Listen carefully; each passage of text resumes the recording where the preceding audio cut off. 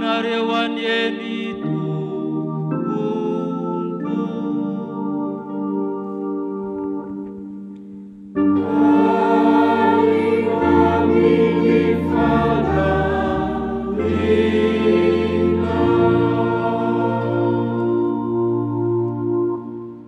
Alahady fahadimy amin'izao herinandro masina izao, amin'ny alakamisy masina ny andro anio, fotoana nanorenan'ny Tompo ny fanasana masina, dia fotoana izay mangidy tao Getsemane taorian'ny ary ny afara tamin'ny fisamborana azy, nitsarana azy tamin'ny fitsara-piangonana nandritry ny alina. Izany no ankalazantsika ny Tompo amin'izao andro izao, hianoka ny fampivavahana isika. Salamo fahasivy amby telopolo ho arahan'ny hira fahavalo amby valopolo andininy voalohany sy ny faharoa. Salamo fahasivy amby telopolo, ny hira fahavalo amby valopolo andininy voalohany sy ny faharoa, aorian'izany dia hisy vavaka, aorian'ny ranay zanan-danitra vao mipetraka isika. Salamo fahasivy amby telopolo, ho vakitsika amin'ny anaran'ny Tompo. Hoy izaho, hitandrina ny lalako aho, ka tsy hanota amin'ny lelako. Asiako fehim-bava ny vavako, raha mbola enatrehako ny ratsy fanahy. Nangina mihitsy aho, na mihimbava ka tsy nilaza na dia ny tsara aza. Dia nihetsika mafy ny fanentenany aretiko, nafana ny foko tato anatiko. Raha nieritreritra dia nisy afo ny rehetra. Dia niteny tamin'ny lelako aho, Jehova, ampahafantariny izay farako aho sy izay ohatry ny androko. Aoka ho fantatro fa olon-kandalo aho. Ino rehefa nataonao vody voam-pelantanana ny androko, ary ny fiainako dia toy ny tsinitsinina eo anatrehanao. Zava-poana ihany tokoa ny olonao rehetra, na dia ny matanjaka aza. Aloka tokoa ny fandehandeha amin'ny olona, zava-poana tokoa ny tabatabahana. Miary areny izy nefa tsy fantany izay ho tompony zany. Ary ankehitriny inona no andrasako Tompo? Ianao no antenaiko. Manafaha amin'ny fahadisoky rehetra, aza manao aho fanakorany adala. Mangina ka tsy milohabava, fa ianao no nanao izao. Aoka hitsahatra ny fikapohanao aho, reraka azo ny famelin'ny tananao. Anatra noho ny fahadisoany nanararanao ny olona, ka manimba ny hatsaran-tarehiny tahaka ny kalalao ianao. Zava-poana tokoa ny olona rehetra. Mandrenesa ny fivavako Jehova, ary mihaino ny fitarainako. Aza mangina amin'ny ranomasoko, fa vahiny aminao aho, sy mpivahiny tahaka amin'ny razako rehetra. Aza trehinao aho aloha, dia ho miramirana indray. Dieny aho tsy mbola lasa, ka tsy ho eto intsony. Amen.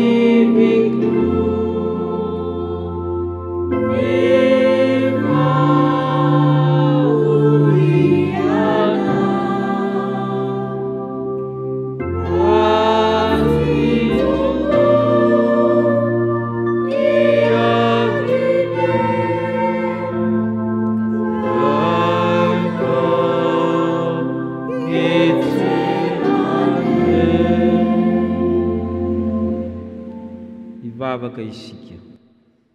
Getsemane, fadiranovina loatra ny fanahiko toy nefa ho faty ka mitoereto ka miaretatory. Ray o raha azo atao. Ny zavatra rehetra dia hainao, esoro amiko ity kapoaka ity, nefa aoka tsy ny sitrapokany no atao fa ny anao.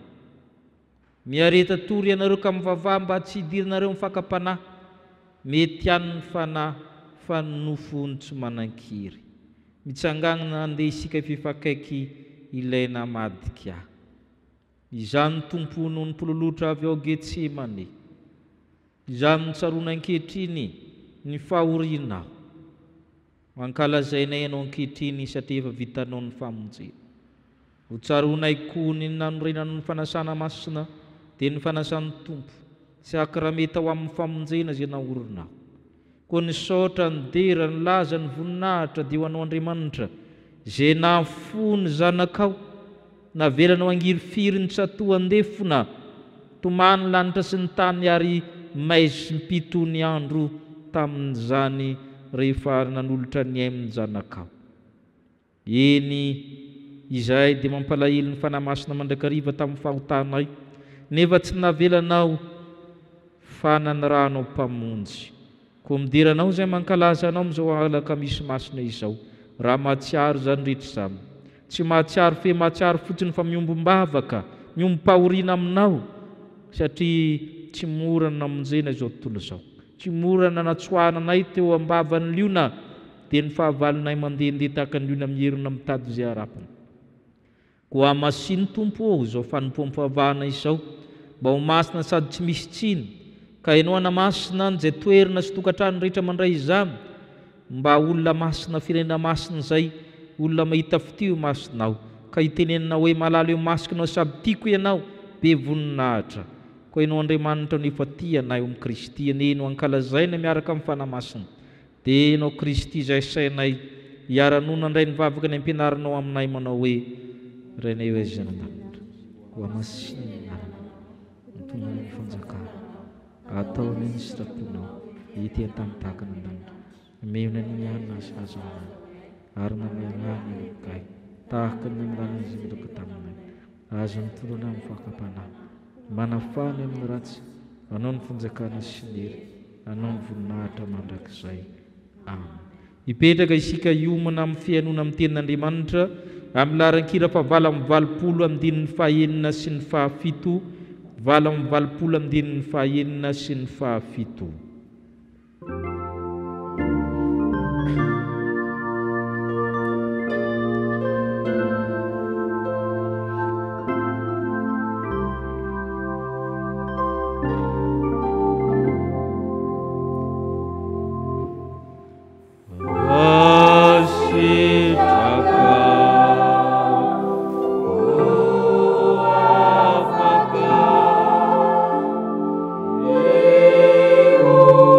Oh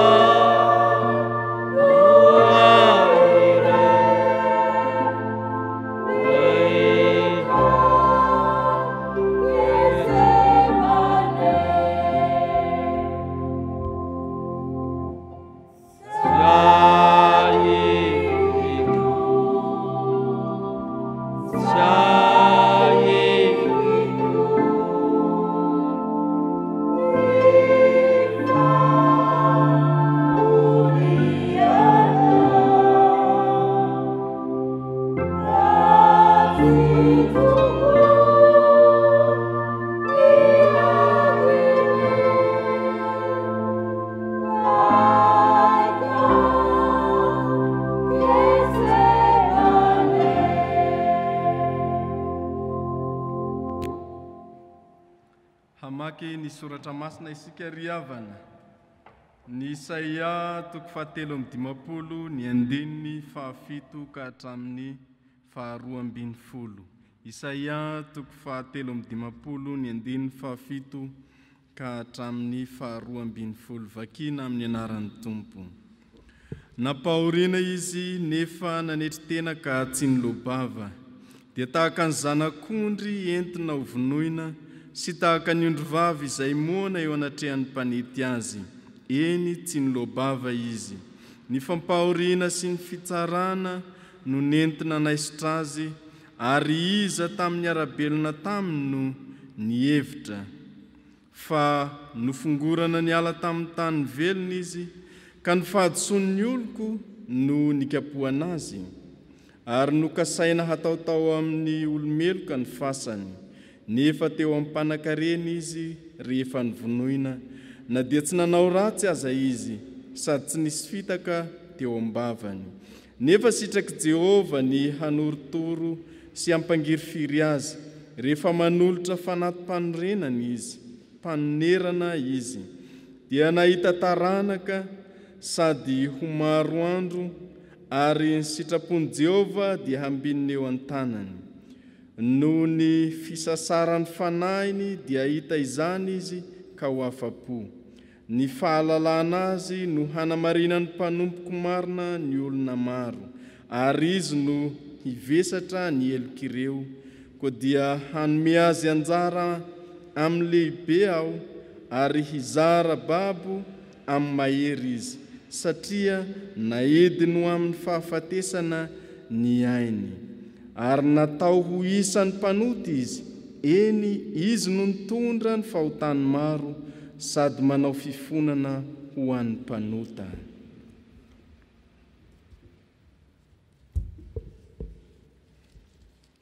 Korintianina voalohany toko 1:20 ny andiny 7:70 ka hatramin'ny 4:30. Korintianina voalohany toko 1:20 ny andiny 7:70 ka hatramin'ny 4:30. Ary raha manao izao didy izao aho dia tsy midera anareo tsy akory, satria tsy miangona hiatsara ianareo fa hiaratsy. Fa voalohany indrindra, raha miangona ao am-piangonana ianareo dia reko fa misy fisarahana eo aminareo, ary mba misy inoko ihany izany, fa tsy maintsy misy fitokoana eo aminareo, mba aseho aminareo izay olona ankasitrahana. Ko raha miangona ianareo dia tsy misy hihinanana ny fanasan'ny Tompo akory. Fa raha mihinana ianareo dia samy homana sakafo ny avy aloha ianareo, koa ny anankiray dia noana fa ny anankiray kosa mamo. Moa tsy manantrano hinanana sy sotroana va ianareo? Sa manao tsinitsinina ny fiangonan'Andriamanitra ka manome henatra ny tsy manana? Inona no lazaiko aminareo? Hideranareo va aho? Tsy hideranareo amin'izany aho. Fa izaho efa nandray tamin'ny Tompo izay natolotro anareo kosa.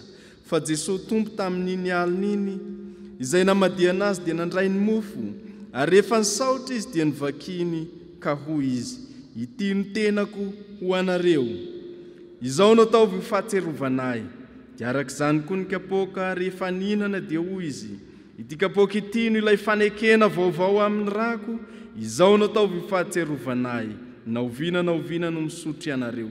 Fa naoviana ianareo no mihinana itony mofo itony sy misotro amin'ny kapoaka, dia manambara ny fahafatesan'ny Tompo ianareo mandra-piaviny.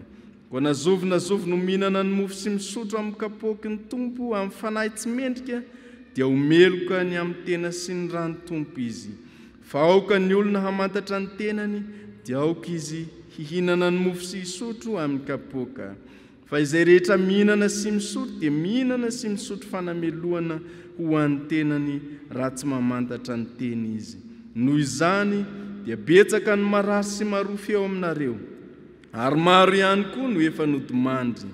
Fa raha mba mamantatra ny tenantsika isika, dia tsy mba ho tsaraina.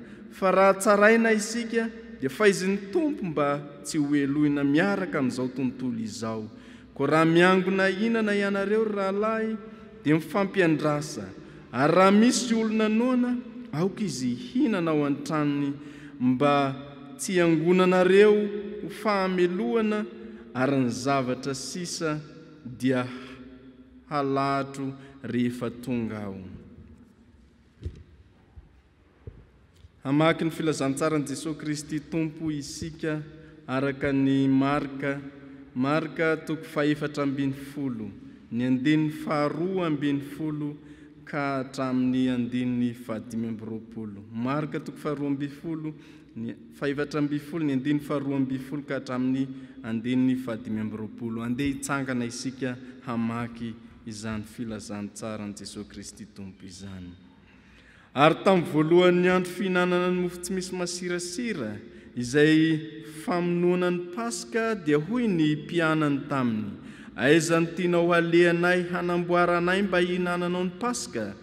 Dia naniraka reo lahy tamin'ny mpianany izy ka nanao taminy hoe: mankanesa any an-tanàna, ary isy lehilahy mitondra siny feno rano hifanena aminareo dia manaraha azy, ary lazao amin'ny tompony trano izay idirany hoe: izao no lazain'ny mpampianatra, aiza ny efitrano iarahako mihinana ny Paska amin'ny mpianatro? Ary izy hanoro anareo efitrano malalaka ambony rihana izay vao isy fipetrahana sady voavoatra tsara, any no amboary ho antsika. Ary ny mpianatra nandeha dia tonga tany an-tanàna ka nahita araka izay nolazainy taminy dia namboatra ny Paska izy. Ary no niarivany andro dia tonga izy sy ny 12 lahy. Ary raha nipetraka ninana izy dia hoy Jesosy: lazaiko aminareo marina tokoa fa ny anankiray aminareo dia izay iray miara mihinana amiko no hamadika ahy. Dia nalahelo izy ka samy nanontany azy tsirairay hoe: izao va izany? Ary izy nanao taminy hoe: izay anankiray amin'ny 12 lahy miara manatsoboka amiko ao anatin'ny lovia no izy. Fa ny zanak'olona dia mandeha tokoa araka ny nanoratana azy, nefa lozan'izay olona ahazoany zanak'olona hatolotra. Tsara ho an'izany olona izany raha tsy ary akory. Ary raha mbola ninana izy, Jesosy nandray ny mofo, ka no ny efa nisaotra dia nivakiny ka natolony azy ary nataony hoe: raiso, ity ny tenako. Dia nandray kapoaka izy, ka no ny efa nisaotra dia natolony azy, ka dia nisotroan'izy rehetra izany. Ary hoy izy taminy: ity no rako amin'ny fanekena izay alatsaka hamonjy ny maro. Lazaiko aminareo marina tokoa, tsy mba hisotro ny vokatry ny voaloboka intsony aho mandra-piavy ny andro isotroko izay vaovao any amin'ny fanjakan'Andriamanitra. Amen. Ray masino, manamasinanay amin'ny fahamarinana, ny teninao ny fahamarinana. Amen.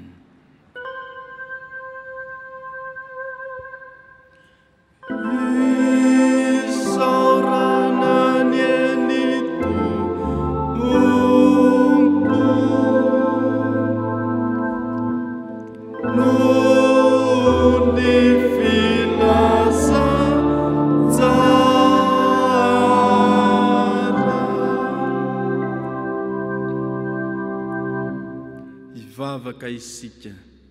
Ry Jesosy Kristy Tomponay io, isaoranay anao izany teny izay nivakina taminay teo izany, izay mampahatsiaro anay ny fotoana izay niaretanao Jesosy Kristy Tompo, ny nanomananao ny Paska ihany koa, ka nanoloranao ny tenanao ho anay. Amin'izao alakamisy masina izay diavinay izao, dia indreto izahay handre ny hafatra avy amin'izany soratra masina izany, fenoy ny fanahinao masina na ny kely na ny lehibe, mba hahaizanay mandray tsara ny hafatra avy aminao Jesosy Kristy Tomponay. Ombay ny fanahinao masina ry Tompo, ny mpanomponao izay hitondra izany aminay, mba tafapaka tsara ny hafatra aminay tsirairay avy. Amin'ny anaranao Jesosy Kristy Tomponay ny vavahana toy izany. Amen.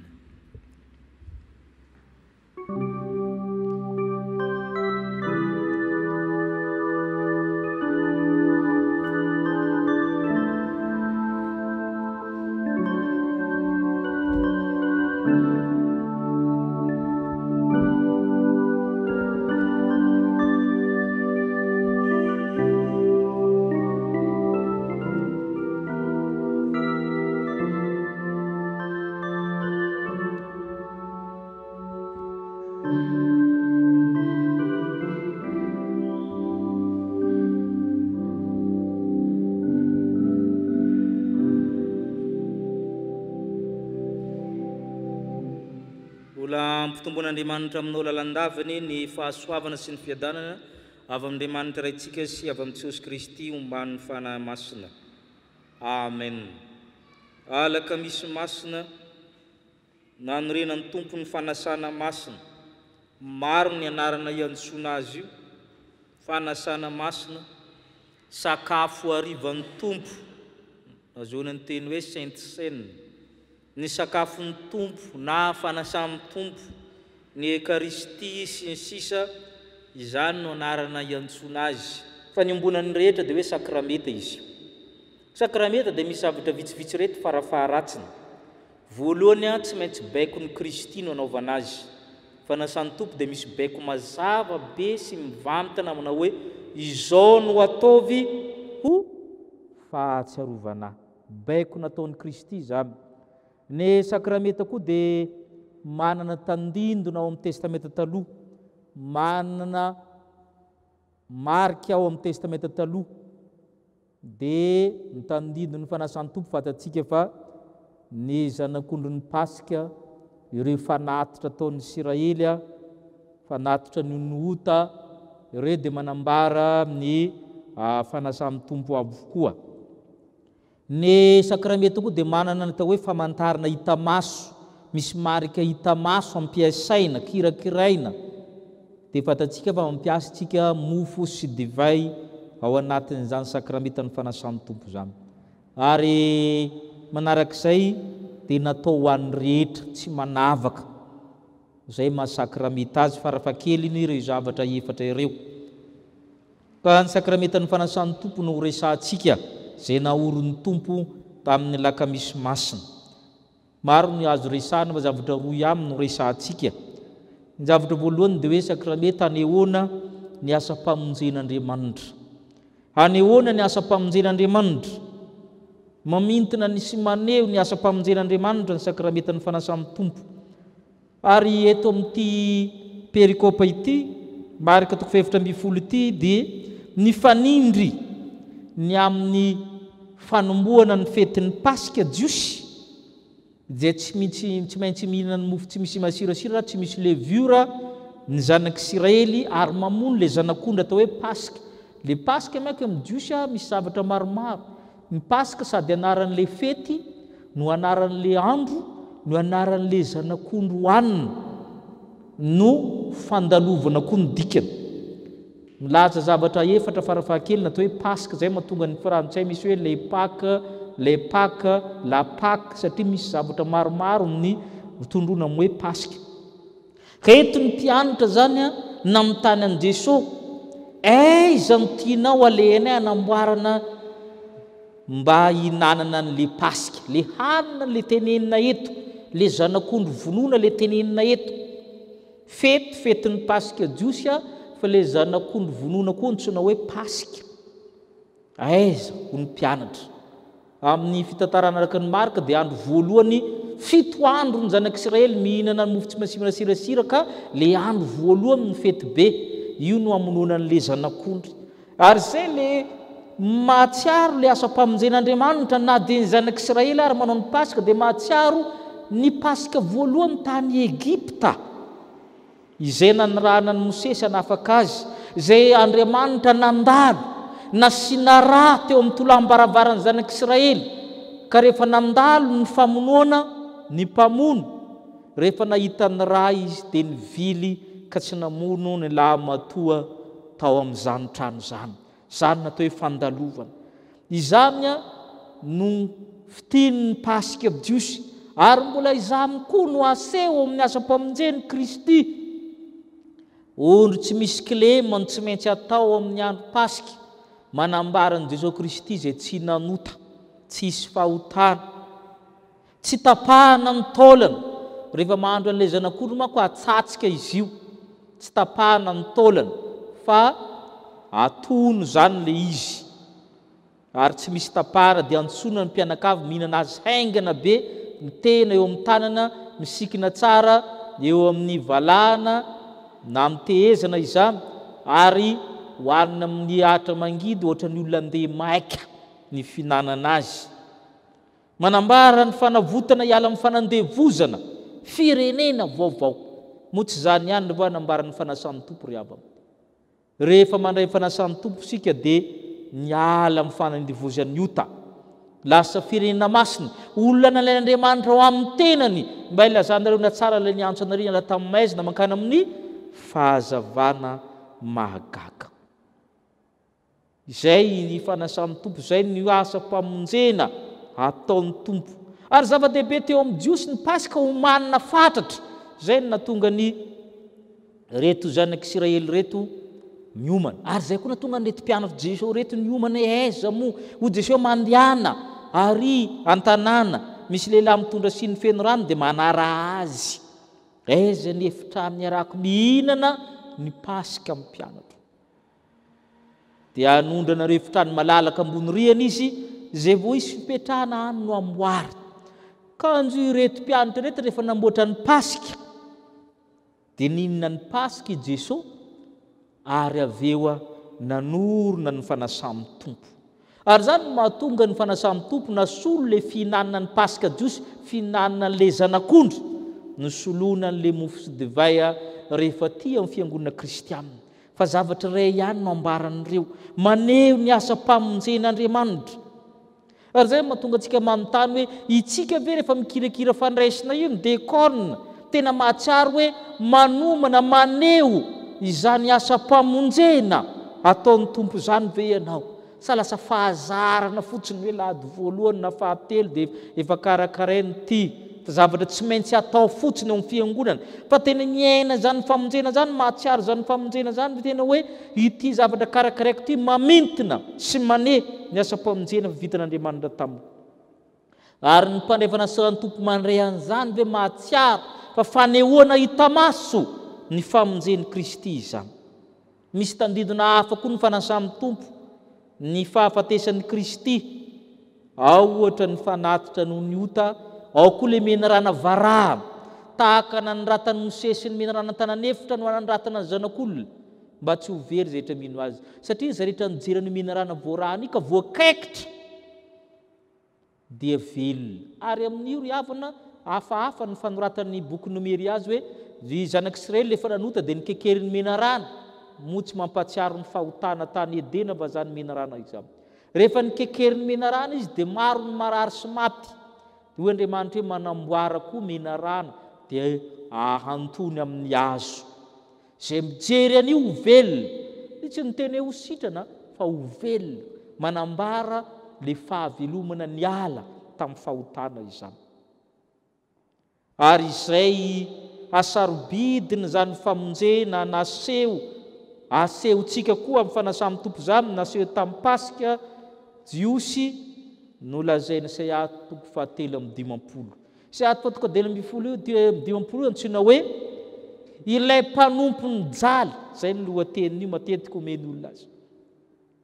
Nisy mpanompony Jehova ny jaly, nanetry tena, tsy ny lohabava tahaka ny ondroko sisa, fahoriana, fitsarana nahazo azy, nifongorina niala tamin'ny tany ny velona izy.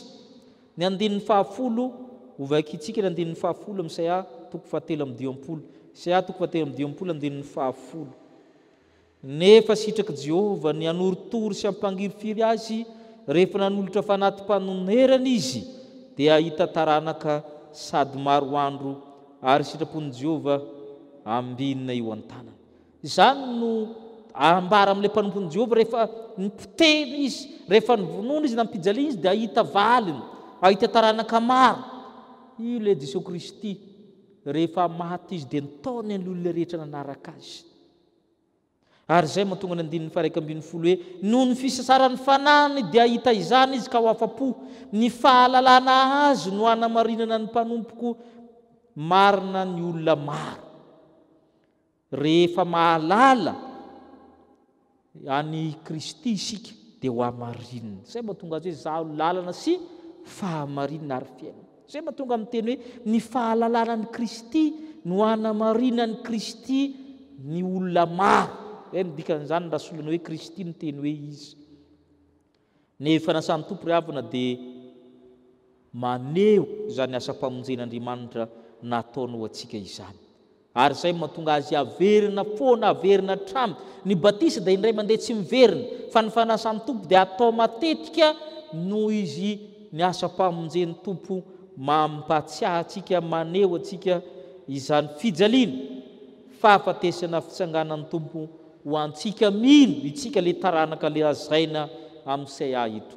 Fa ny faharoa ry havana dia izao, natao iainana, tsy hoe natao aseho ihany, tsy hoe fanehoana ihany ny fanasan'ny tompo, ny sakramentany fanasan'ny tompo, fa natao iainana ny famonjen'Andriamanitra, natao iainana ny famonjen'Andriamanitra. Mbola mamonjy ny tompo, zay no aseho fanasan'ny tompo. Mbola miantso antsika izy mandra-pahatonga ny andro farany, mandra-pahatonga ny faharandro, mbola miaina ny famonjen'i Kristy isika.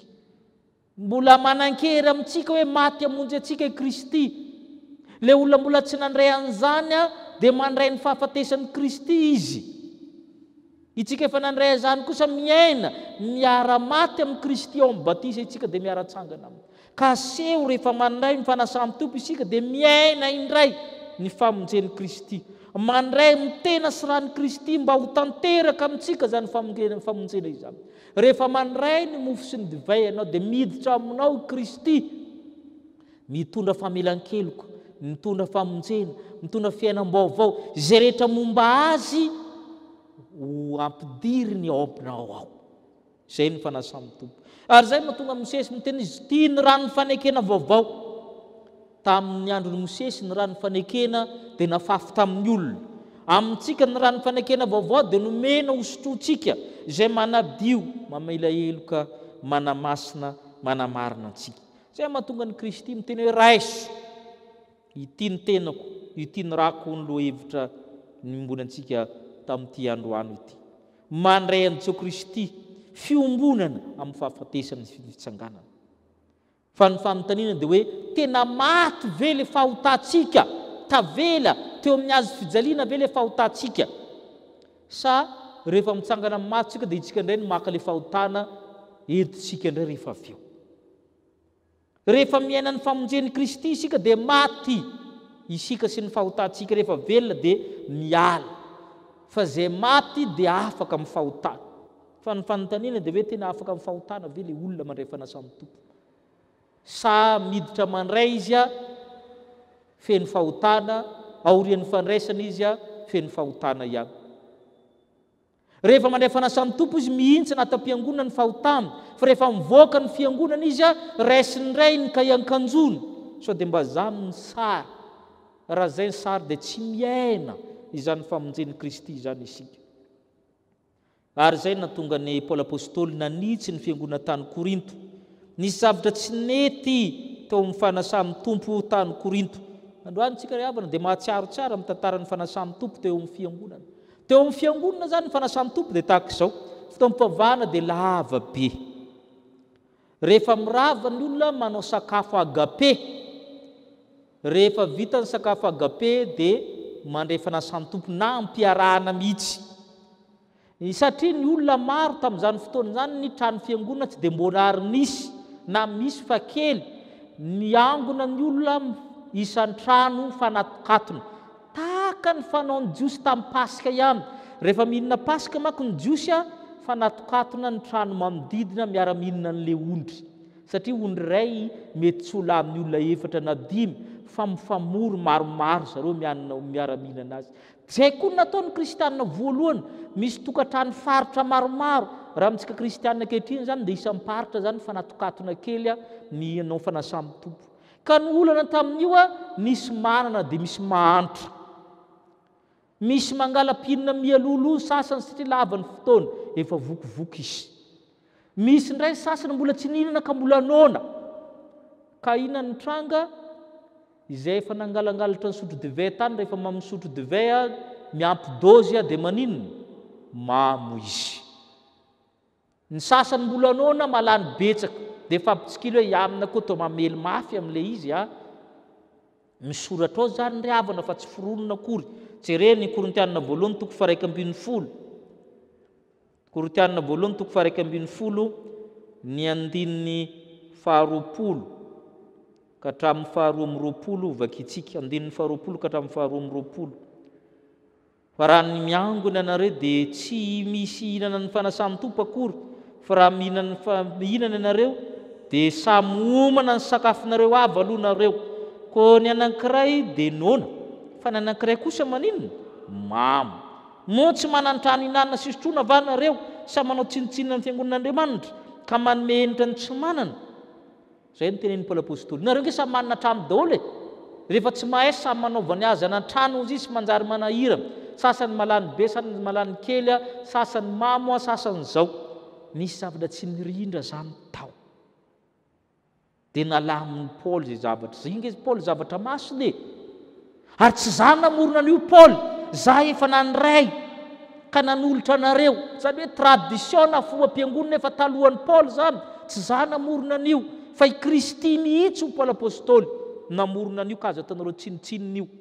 Nazovy 720 vakitsika 720 ahoana ho Paoly nasitsika izy.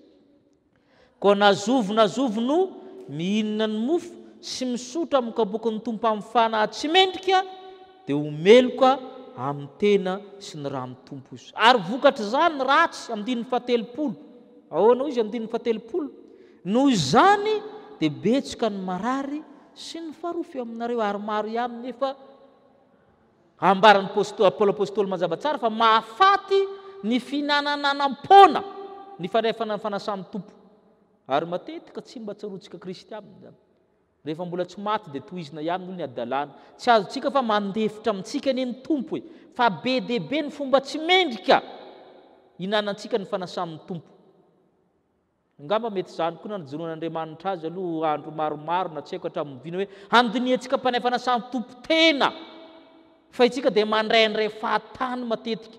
Ary ny fanotra amin'izany koa dia misy tsy mandraindray fahatany, midongodongo tsy mandray koa betsaka, tsy amin'ny antony zao. Tokony eritreritra mandrakariva isika ny amin'izany sakramenta izany. Fa ny sakramenta ny fanasan'ny tompo dia tsy azo atao tsinontsina, satria maneho ny asa-pamonjen'Andriamanitra isika amin'ny olona rehetra. Indrindra fa amin'ny olona mbola tsy mpandray mahita zany dia mieritreritra izy hoe ina no ataon'ireto olona ireto. Maneho ny asa-pamonjen'Andriamanitra. Ary ny faharoa, mampiaina ny famonjen'Andriamanitra. Mila iainana izany famonjena vitan'Andriamanitra indray mandeha tao amin'ny Kristy, fa iaina verimberina, iainana mba handra-pahatonga ny fiavian'ny Kristy indray. Zay mahatonga ny Kristy hoe tsy inona ity vokatry ny voaloboka ity intsony aho, mandra-pihinanako indray miaraka aminareo ana amin'ny fanjakan'Andriamanitra. Te inona miaraka amin'ny Kristy ve ianao ana amin'ny fanjakan'ny lanitra? Raiso ity ny tenako izy, raiso ity ny rako. Maneho ny asa-pamonjen'Andriamanitra ary mampiaina itsika mandrakariva izany asa-pamonjen'Andriamanitra izany. Ho an'Andriamanitra ireny ny voninahitra. Amen.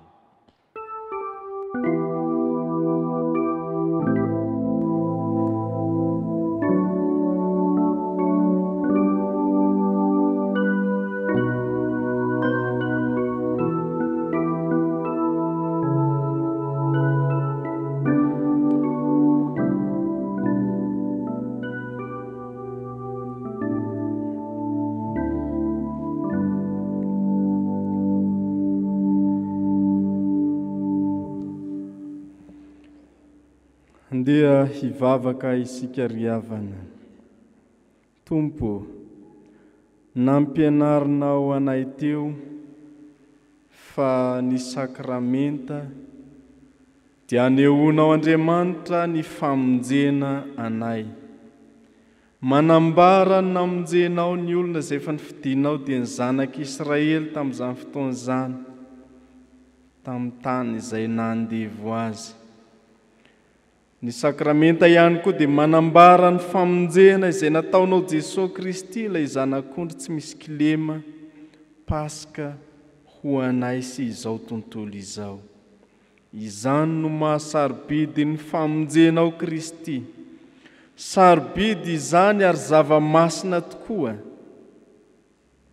Jesosy Kristy o, raha nandre izany fampianarana izany izahay, dia menatra eto anatrehanao, satria raha matsiaro izany tokoa ny izahay dia ataonay ampahazarana fotsiny ihany, ataonay ampahazarana fotsiny ihany ny fanomanana ny sakramenta. Indraindray dia ataonay tsinotsinona tokoa, kanefa dia zava-masina mamelona anay tokoa. Ny fandraisanay izany sakramenta izany dia mifanahy tsy mendrika koa, ka tsy iainanay ny famonjenao Kristy. Fombafomba ivelany fotsiny no andraisanay, fa tsy mandray anao amin'ny fonay tokoa izahay. Ary fahafantesana no vokatr'izany, koa mifona aminao izahay Kristy, mamela ny elokay, ekenay ny tsy fahatanterahanay, ekenay ny fanaovanay tsinotsinona ny famonjena izay nataonao ho anay. Mamindra-fo aminay Tompo. Fa amin'izao sisa izao Tompo, dia voniny izahay ny handray anao Jesosy Kristy ho fiainana ho anay tsirairay avy, ho an'ny isan-tokantrano, ho an'ny isam-batan'olona, ny isam-pianakaviana izay miombavaka amin'izao alaka misy masina izao. Indreo izy ireo Tompo, jereo tahio mba tsy ho diso anjara amin'izany famonjena lehibe nataonao anay izany. Ho famonjena anay an'izany indrindra fa amin'izao fotoan-tsarotra mampitebiteby ny vahoaka anao noho ny aretina misy izay mandringana. Arovy izahay Tompo. Ataonay amin'ny anaranao Jesosy Kristy, ilay mpamonjy Paska ho anay izany vavaka izany. Amen.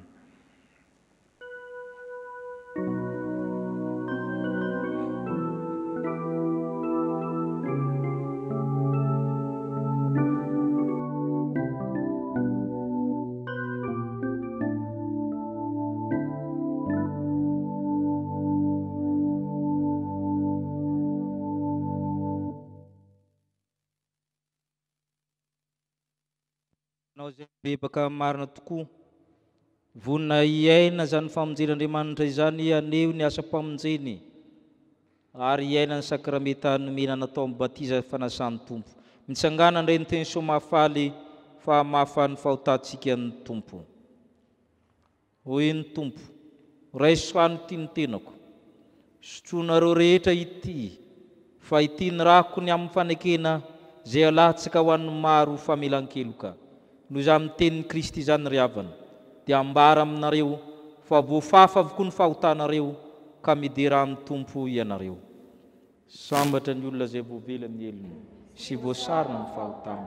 Sambatra ny olona zay tsy hain'i Jehovah eloka, ary tsy misy fitaka ny fanahiny. Amen. Hipetraka isika ao anatin'ny feon-kira, dia hiomana amin'ny fanasan'ny Tompo isika.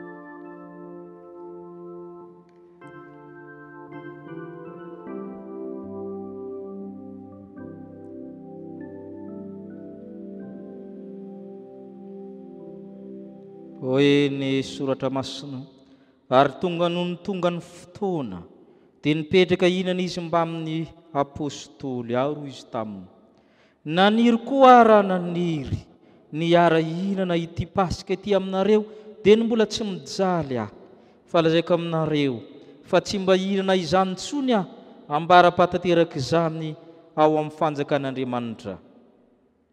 Ry havana malala amin'ny Tompo, mivelatra manoloana antsika ny fanasan'ny Tompo, ka miangavy ianareo mpanay fanasan-tomba hitsangana, ko asan-drato amin'ny Tompo ny fonareo. Fantatray Tompo fa Tompony Tompo mpanjakan'ny mpanjaka ianao, manana ny fahefana rehetra nandanitra izay ty an-tany. Dia ray ny anjely tsy omby alinalina amin'ny famonjena vitanao, ny apôstôly, ny martiora, ny olom-boavitra efa sandra-prana aminao. Koa izay na dia mbola ety ambony tany ary mianta aminao, mba eno izay ka mianta amin'ny fanahy masina mba hoentinao nandanitra koa ny fankalazana taonay ny fiobiana masina taonay izay manao hoe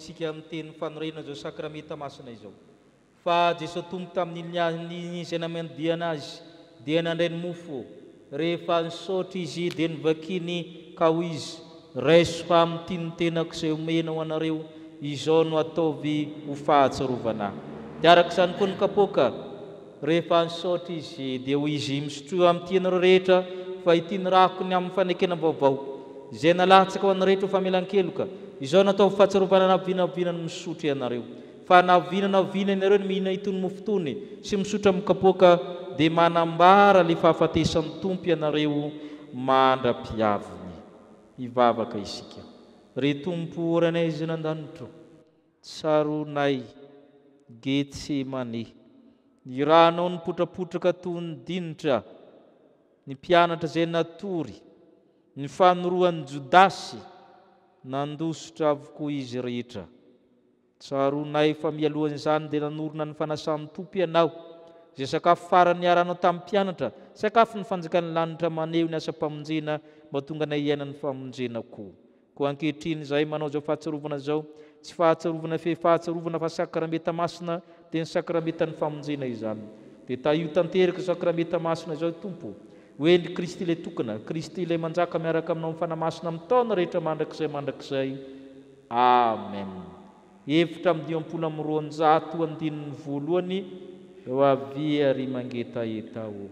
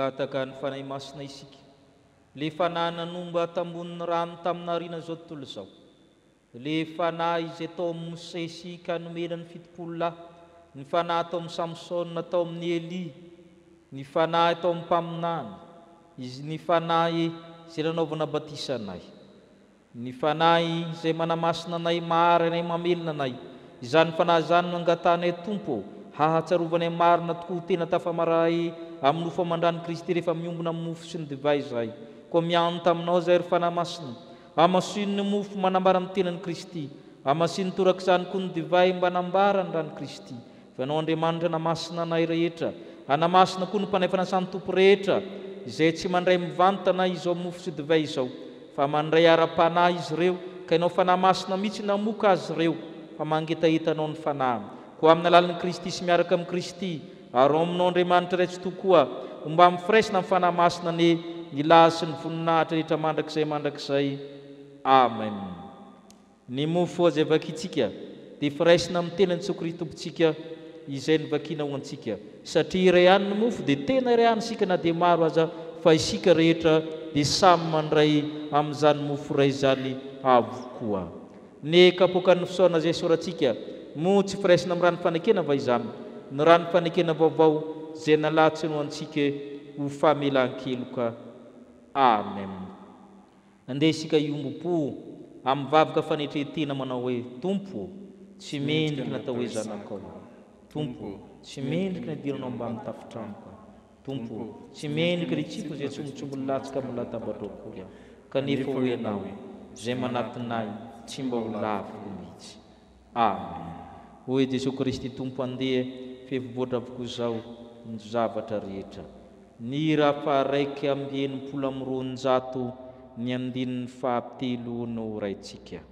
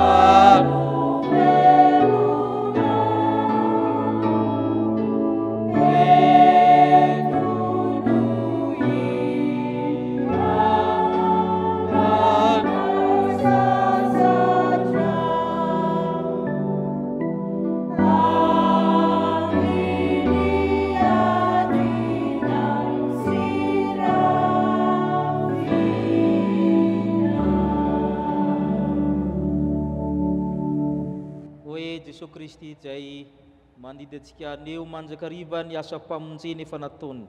Raiso aminy ny tenako, izao no ataovy ho fahatsirovana.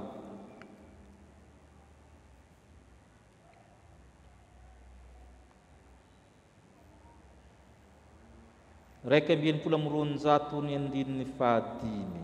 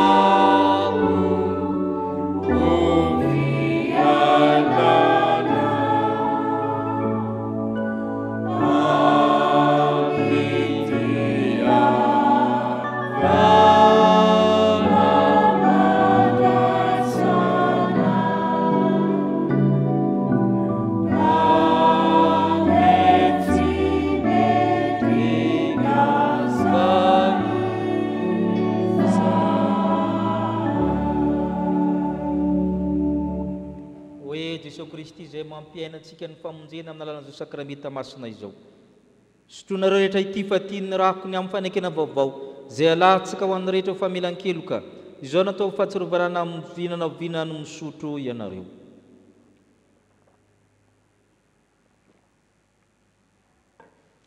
Misaoran'i Jehovah ary fanahiko, ary zay rehetra tanatiko misaorana nariny masina. Misaoranao izay tompo fa ninona arak'izay mety izao fanasana masina izao. Taony nandray mivantana, taony nandray ara-panahy. Zany rehetra ny dia asan'ny fanamasina avokoa izay mahatonga ny tafaray amin'ny rofo aman-dramin'i Kristy.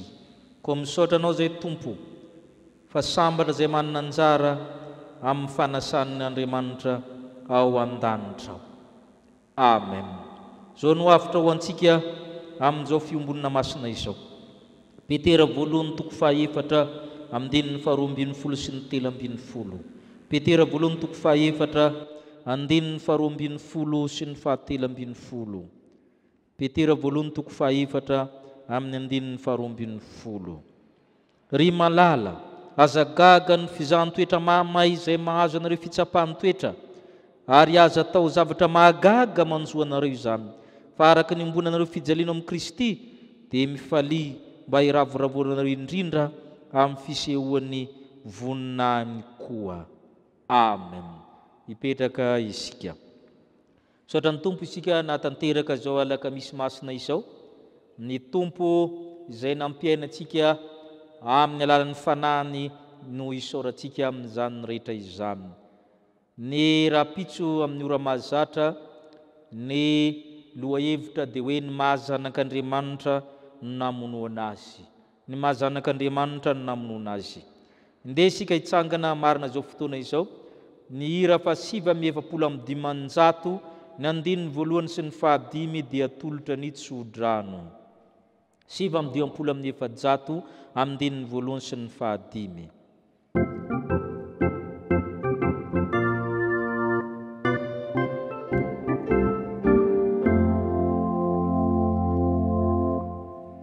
Jesús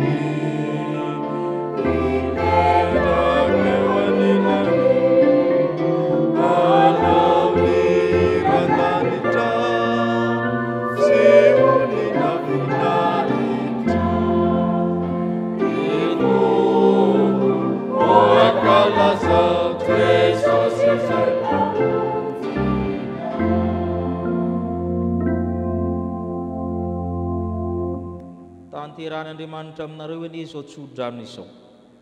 Andriamanitra ny atanteraka izay tokony anareo, ka hiaranareo izy namiditra na mivoaka.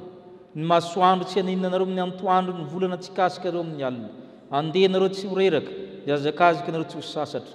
Raha mitany ranareo tsy hanafitra anareo izy, raha maky ny hafanareo tsy rehetra aminareo ny lelafo. Ka ny fahasoavan'i Jesu Kristy, ny fitiavan'Andriamanitra ray, fampiraisana eny amin'ny fanahy masina hitantana anareo naiza lehanareo. Amen. Petraka hivavaka mangina isika. Ny famonjenantsika ny dia avy amin'Andriamanitra izay mipetraka ambony seza fiandranana sy avy amin'ny zanak'ondry. Ho an'Andriamanitra reny ny voninahitra amin'ny anaran'ny Ray sy ny Zanaka ary ny fanahy masina. Amen.